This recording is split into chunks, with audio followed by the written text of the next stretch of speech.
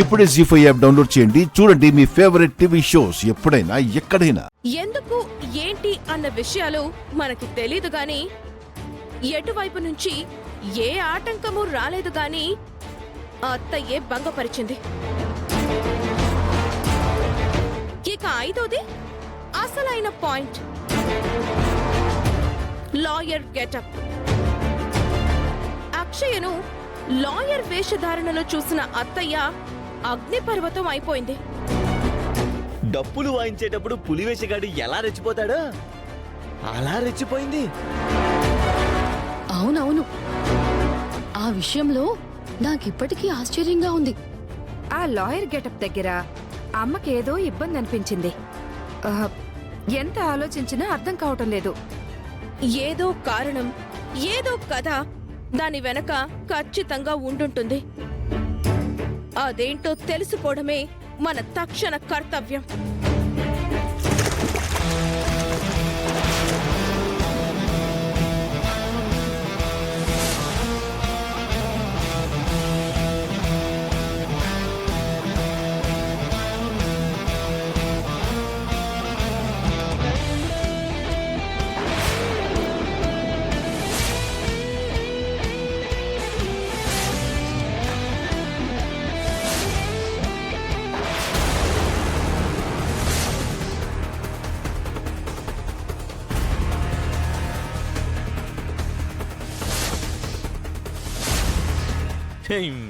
Water ఎందుకు పోసావు?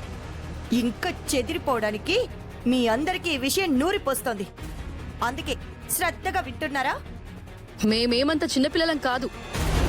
ఇంట్లో ఏం జరుగుతుందో మాకు అంతా తెలుసు. ఈ మధ్య మీ చెల్లెలి ఫ్రెండ్ లాయర్ సత్యదర్శనం మా అందరికీ అయ్యింది. లాయర్ గెటప్ లో అక్షయ కనిపించడంతో పెద్ద రాద్ధాంతమూ అయ్యింది. ఆ విషయం గురించే మాట్లాడుకుంటున్నాం. మీ ఇష్టం వచ్చినట్టు మాట్లాడారంటే మీ అందరి దవడ పళ్ళు రాలిపోతాయి.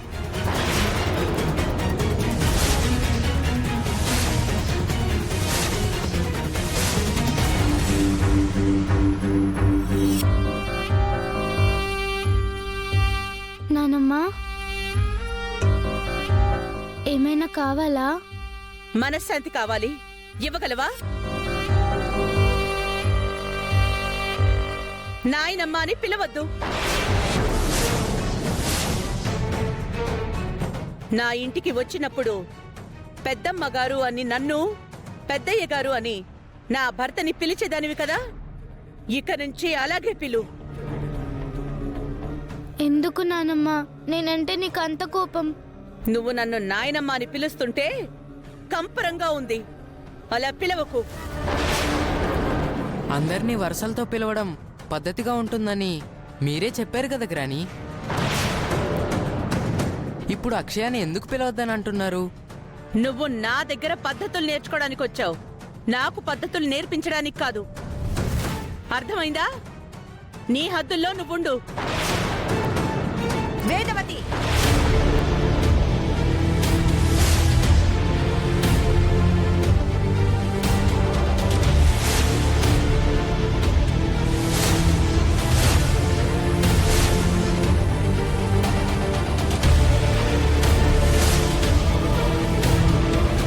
ప్రసాదరావు ఉన్నాడా?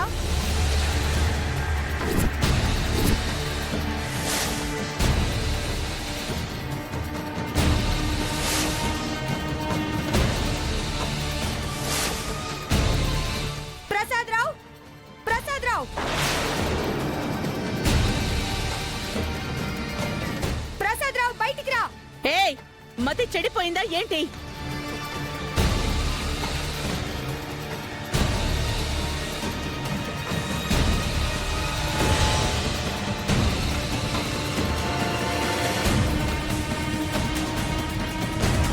ఏమైందక్క?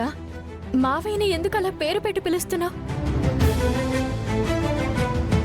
సుజాత వదిన అలా పిలిచిందంటే ఖచ్చితంగా ఏదో కారణం ఉండే ఉంటుంది. ఎంత కారణం ఉంటే మాత్రం తాతయ్యను అలా పేరు పెట్టి పిలుస్తారా? నువ్వు ఆమెకు ఎలా సపోర్ట్ చేస్తున్నావు బాబాయ్? ముసుగులో గుద్దులాట ఎందుకమ్మా? ఏం జరిగిందో చెప్పు. నానమ్మ అని వరుస పెట్టి పిలవద్దు, కంపరంగా ఉంటుంది. పెద్దమ్మ గారు అని పిలవమని అక్షయ్తో అంటుంది ఈ పెద్ద మనిషి.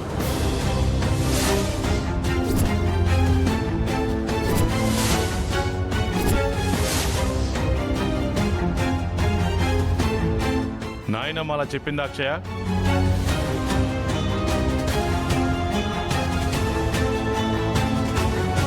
చెప్పింది, నేను సాక్ష్యం.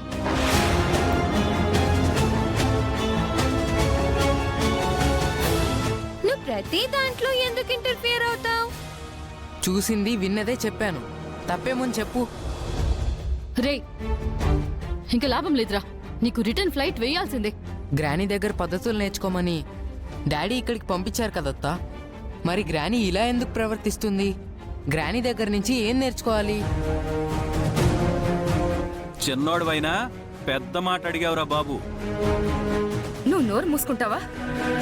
లేకపోతే బయటికి గెంటుతావా ఏంటి? ఒకప్పుడు శౌర్య అందరిని పేర్లు పెట్టి పిలిస్తే వరసలతో బంధుత్వాలతో పిలవమని నేర్పించావు కదా, మరిప్పుడు అక్షయ్ని ఎందుకలా పిలవమంటున్నావు?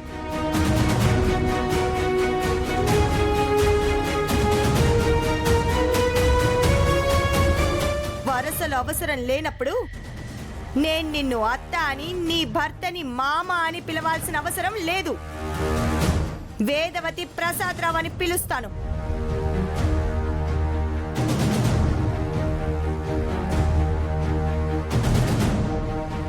కొన్నాళ్ల క్రితం నీ బుద్ధి బాలేనప్పుడు నిన్ను పేరు పెట్టే పిలిచేదాన్ని. తర్వాత నీలో మార్పు కనిపించేసరికి అత్త అని పిలవడం మొదలు పెట్టాను. మళ్ళీ పాత రోజుల్లోకి వెళ్ళిపోదామంటే చెప్పు, వెళ్ళిపోదాం.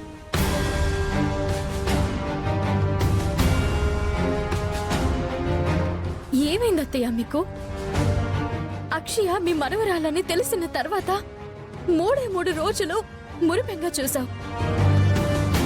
పల్లెటూరికి వెళ్ళిన దగ్గర నుంచి నీ ప్రవర్తన మారిపోయింది. అక్కడ ఏదైనా జరిగిందమ్మా? లేకపోతే ఎవరైనా ఏమైనా చెప్పారా? నీ మనసు మార్చారా? ఏదైనా ఉంటే ఓపెన్గా చెప్పమ్మా, మాట్లాడుకుందాం. నువ్విలా ప్రవర్తిస్తుంటే మాత్రం తట్టుకోలేకపోతున్నాను. నీ ప్రవర్తనని చూసి వీళ్ళందరూ ఇష్టం వచ్చినట్టు ప్రవర్తిస్తున్నారు. తప్పుడు మాటలు మాట్లాడుతున్నారు. తప్పుడు మాటలు కాదు సుజాత, ఉన్నది ఉన్నట్టుగానే మాట్లాడుతున్నాం. ప్రస్తుతం ఇంటి పరిస్థితులకు గల కారణాలను వెతుకుతున్నాం. అవని అక్షయల వల్ల ఈ ఇంటికి మాకు ఎంత డ్యామేజ్ జరుగుతుందో మీకేం తెలుసు? వాళ్ళిద్దరి గురించి ఎవత్తైనా ఏదైనా కూసిందంటే బాగుండదు. నేనే అంటున్నాను, ఏం చేస్తావ్? నా గురించి తెలిసి ఇలా మాట్లాడుతున్నావా? ఈ లావణ్య నీకు మెత్తగా కనిపిస్తోందా? లావణ్య అంటే ఏంటో నీకు చూపించమంటావా? జీ5 యాప్ డౌన్లోడ్ చేసి అన్ని ఎపిసోడ్స్ పూర్తి ఉచితంగా చూడండి.